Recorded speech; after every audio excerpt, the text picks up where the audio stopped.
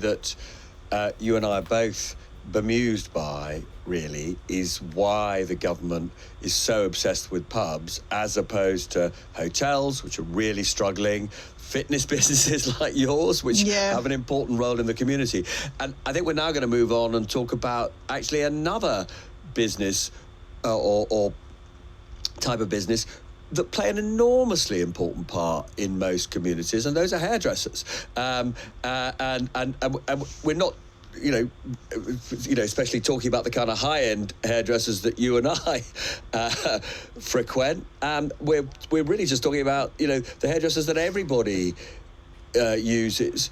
And that, I mean, they do provide, in many cases, a real social service function, because, we know, lots of people, particularly older people, for whom the trip to the hairdresser is just such an important part of their routine, and it's part of their social life. And yet these are businesses that are really struggling with the increases in costs, aren't they? Yeah, it's interesting because this week I was with a load of salon owners and people who work in the hairdressing sector, and there was a real sense that things are really tough for them.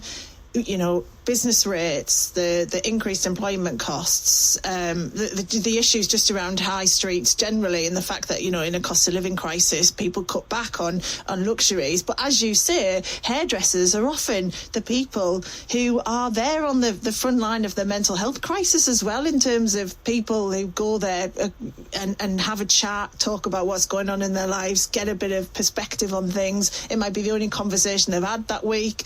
And so they're doing a lot of that hard work, as well as cutting hair. And also, hair, I think, is undervalued. It's a difference between feeling confident or not, and it has so much more going to it than just being an aesthetic thing. It's about a lot more than that. But it's an industry that's really struggling, a lot to do with the fact that it's so labour intensive and is, on the high street. You can't do it virtually yet, and it involves people, not AI. So it's not got all the technological change we're seeing in other sectors. And so therefore their costs for a lot of them are getting to a point where they can't afford to do it anymore, to be in the industry anymore. And it was really sad to hear some of the stories of people giving up their salons. So we decided, didn't we, to get someone on to give us a sense of what's going on with all of this. And Toby Dicker is a salon owner, employs 70 people. He also set up the Salon Employers Association, and he's really passionate about trying to help the sector to grow more and just, tackle some of these, what he thinks are unfair taxes on the sector. So here's our interview with Toby Dicker. Toby, thank you very much for joining us. You and I had a good chat this week when I came to speak at a big conference in the hairdressing industry, and you could really feel the tension in the room about how tough things are for salon owners at the minute in terms of business rates, the pressure of employment costs, and this, issue with VAT we're going to come on to. But set the scene for us, Toby. What's going on? Why is everyone kind of annoyed? What's going on? Well, the hairdressing and beauty industry are amazing. I mean, the people in it are incredible people, and that's really what I want to talk about. The biggest emotional intelligence, the people that are the glue of the high street, bringing people together, solving people's problems, listening to people, and yet they're never heard by government. And what that's led to, realistically, is us being the most taxed industry on the high street, quite simply. But because we're not male-dominated, because we're not pubs, because we're not jobs for the boys, we're not listened to. 9 out of 10 workers in our sector are female.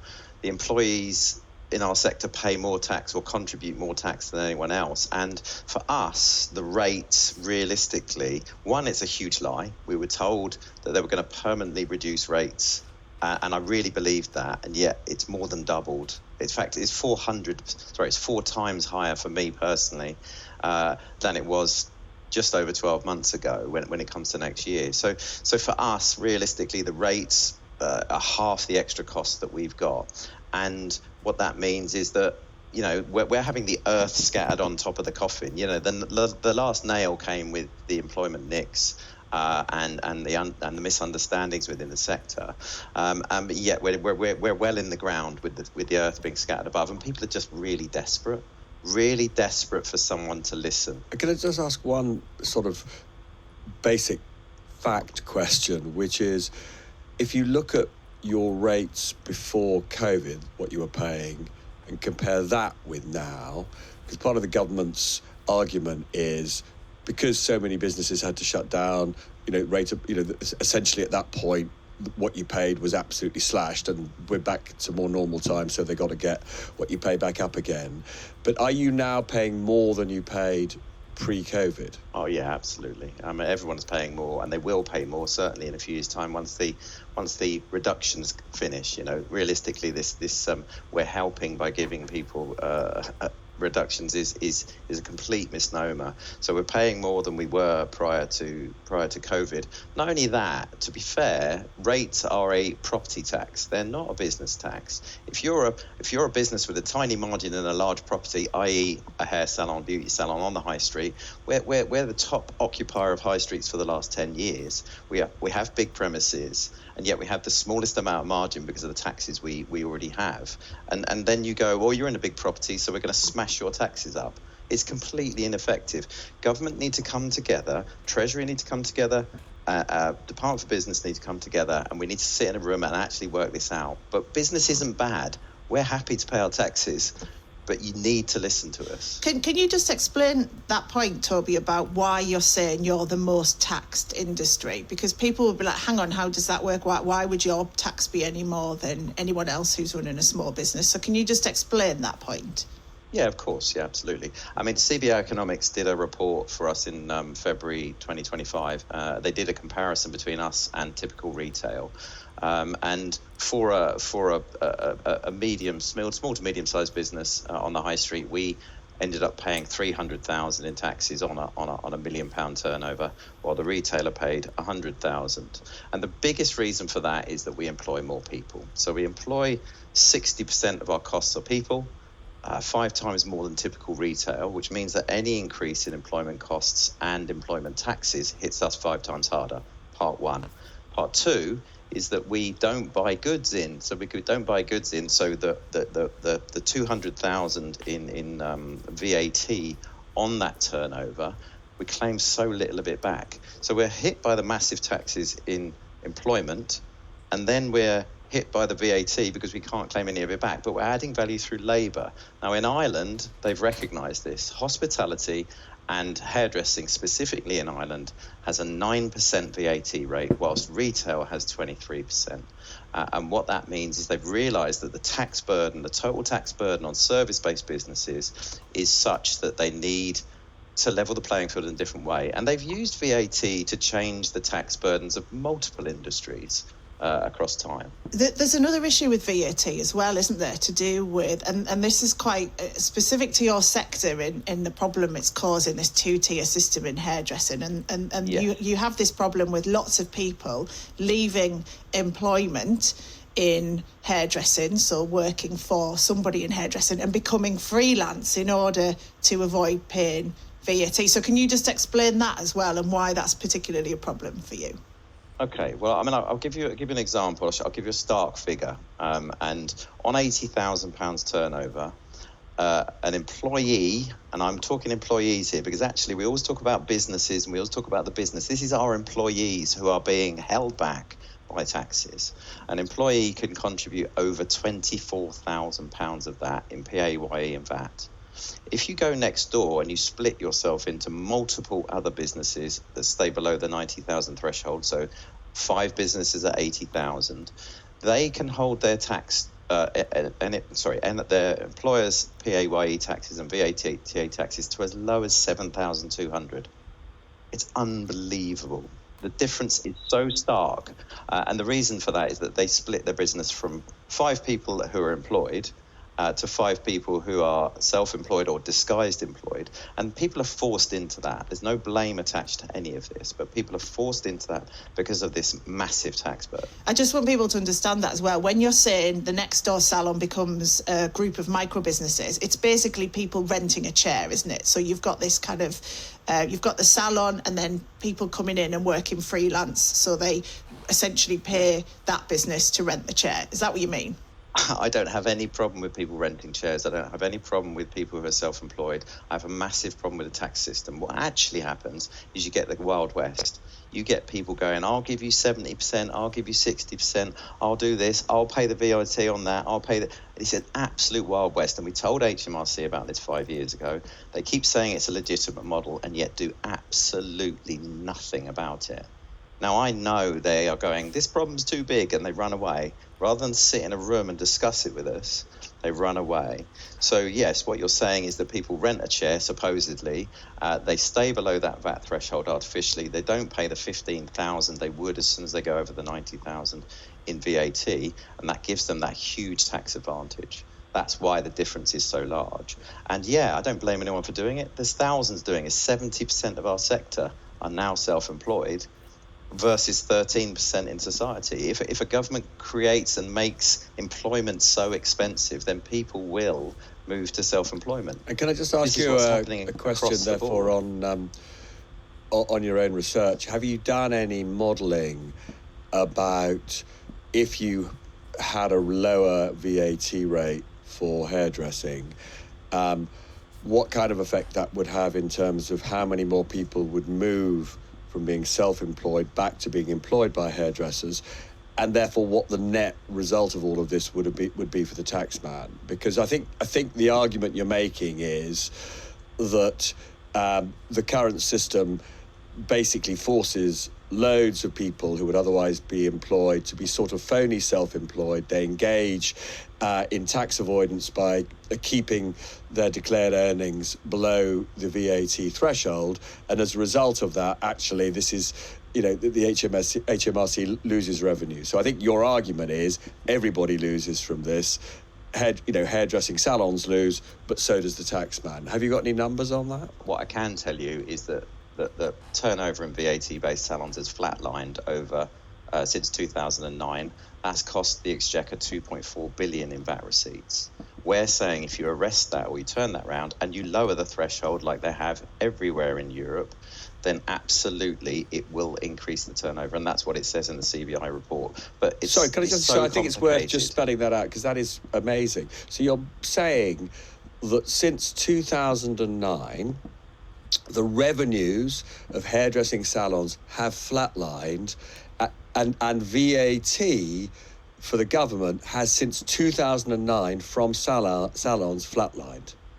Yeah, that's astonishing. Absolutely, that's 2.4 billion difference. The increase in turnover in VAT salons, it was 2.8 billion in 2009. 4.3 billion it would be inflation, Bank of England inflation. Ours was 2.5 billion last year, so it's actually descended.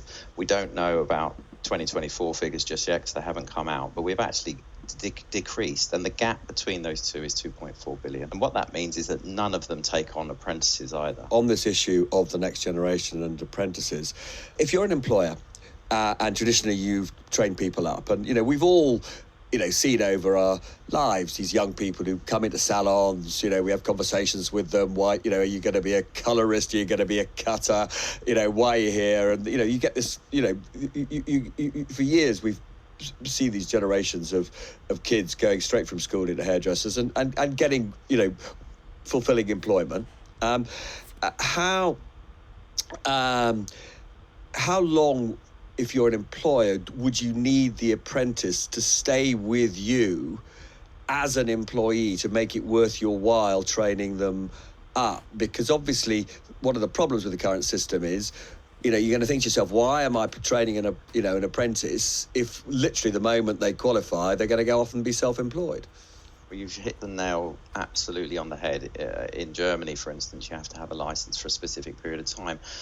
It takes about 2 years to train somebody, 2.5 years. We spend about 2.5 years bringing people through. That cost, by the time you're training an over 21-year-old, is probably 30-odd thousand in wages in the second and third year. And you're taking time off the floor to make sure they're being trained. So I would estimate it would be 5 years plus. And maybe even more, just to get your money back. And people want to do this. They want to bring people through. People take less than the national minimum wage themselves. And the outcome realistically is that what the government call NEETs have reduced by about 75% since 2016. And the prediction is that apprentices will be over by the end of this Parliament. What do you mean? Sorry, what do you mean by that? Them, sorry, I didn't understand what you meant. That no more apprentices will be taken on by the industry and paid for by the end of this Parliament. Literally zero? Well, that's what the CBI predicts. CBI Economics Analysis predicts. I can tell you why if you want. Yeah.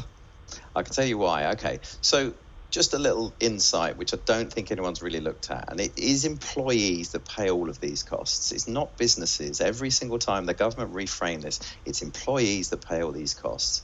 Employees that pay the employer national insurance. The employer national insurance for part-time workers in our sector of £15,000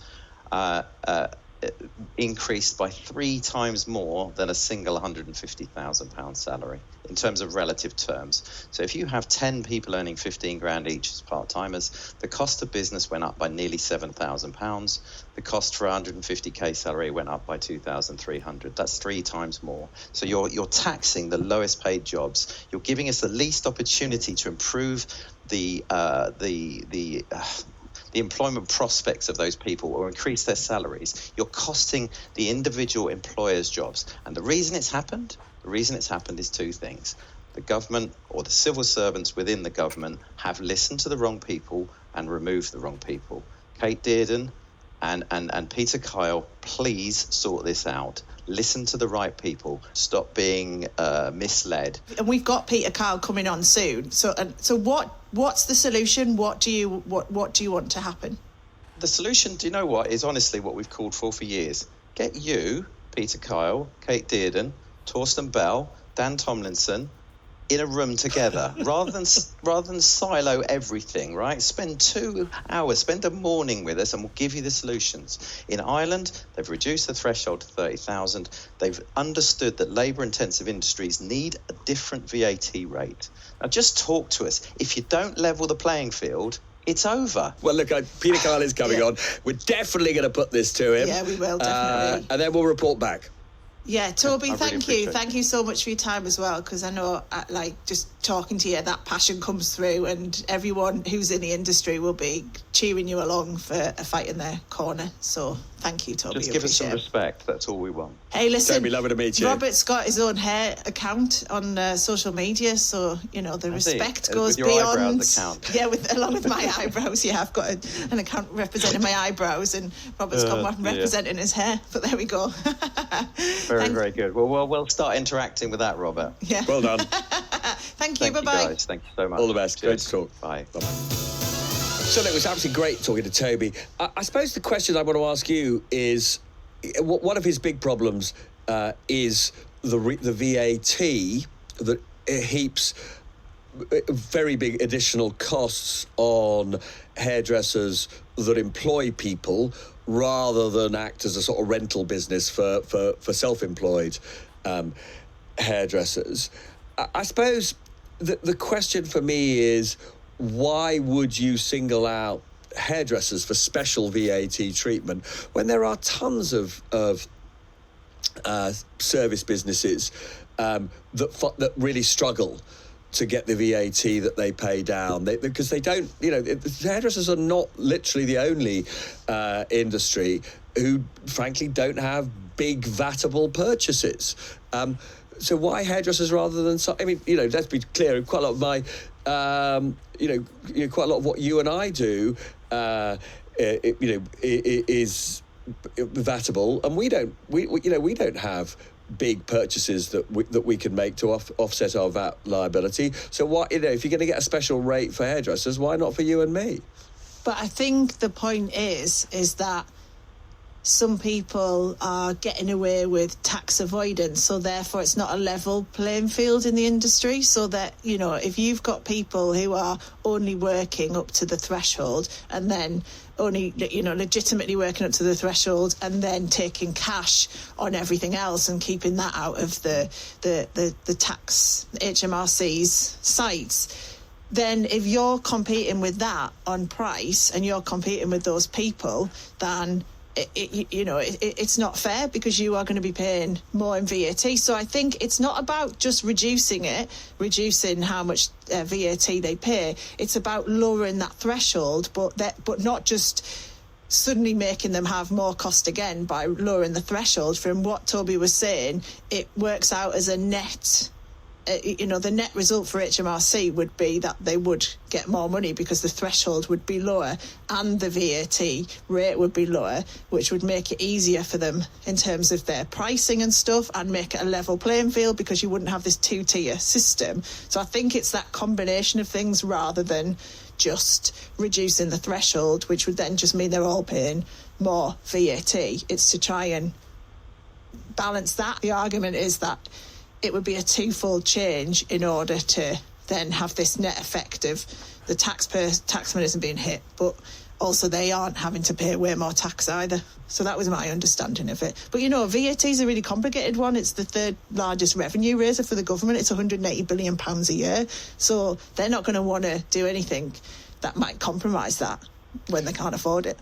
But it does take us back to that really interesting conversation that we had with Dan Needle, which is whether we should see wholesale reform of VAT, so something more radical than just, a lower rate for hairdressers. I mean, Dan's argument, which I think is a very powerful argument, is that if you lowered the threshold, you would then actually have a world in which you had better incentives for everybody to get more income. Because one of the problems with having this, threshold of 90,000 quid is that, people then actually sort of try and keep their earnings below £90,000.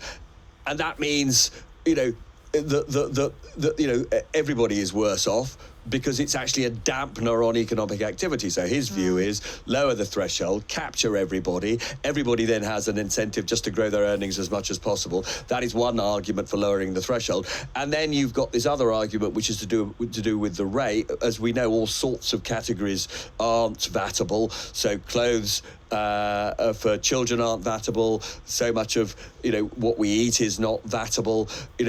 Again, another argument is put VAT on everything and then lower the overall rate, which I think there's been work done which shows if you put VAT on pretty much everything, you could actually increase the headline rate really very significantly from 20%. And then there seems to me there are probably some quite strong arguments for doing that, because some of the exceptions, and we've talked about the Jaffa Cake anomaly many times, but some of the exceptions in terms of those products that don't pay VAT are literally just bonkers. So I do think the great thing about talking to Toby is it takes us back to what I think is also quite an important, more general argument, which is we have to look at indirect taxes and whether they are, in fact, certainly in terms of economic growth, whether we have indirect taxes that are the right ones if we want to be a faster growing economy. And I think this is an area where, again, the government should be a bit more radical in its thinking. Yeah, and I agree.